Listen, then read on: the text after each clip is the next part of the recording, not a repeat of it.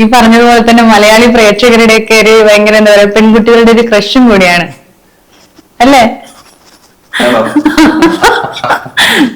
അത് നമ്മുടെ പാടാത്ത പൈങ്കിളി മുതല് ആണ് ക്രഷായി തുടങ്ങിയത്. ആൾക്കാർ വന്ന് സെൽഫി ഒക്കെ എടുക്കാറുണ്ട്. അല്ലാതെ ആരും ക്രഷ് അടിച്ചു വന്നിട്ടില്ല. അങ്ങനെയൊന്നുമില്ല, കമന്റില് അവരൊന്നും കാണുമല്ലോ. ദേവ എന്റെ ദേവാന്ന് പറഞ്ഞിട്ട് ആൾക്കാർ ഇങ്ങനെ വരുന്നേ.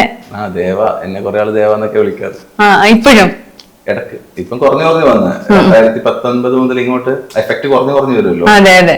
എനിക്ക് കുറെ പഴയ ആൾക്കാരുള്ളത്, പുതിയ ജനറേഷൻ അറിഞ്ഞൂടെ. പഴയ അമ്മമാർ അമ്മൂമാർ. ഞാൻ കണ്ടായിരുന്നു കാറിന് ഇറങ്ങിയിട്ട് കുറെ ചേച്ചിമാരെ കൂടെ ഫോട്ടോ എടുക്കുന്നേ, സെൽഫി എടുക്കുന്നേ. എനിക്ക് ഭയങ്കര ഇഷ്ടം.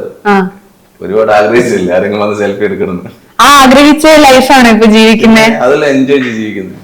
എനിക്ക് സത്യത്തില് എന്താ പറയാ, നമ്മളൊരു സമയത്ത് ആഗ്രഹിക്കുമല്ലോ, വേറെ ആൾക്കാരുടെ വീഡിയോസ് ഒക്കെ കാണുമല്ലോ, നമ്മൾ ആഗ്രഹിക്കും ഇവരൊക്കെ കൂടെ ഇങ്ങനെ ഫോട്ടോ എടുക്കണം.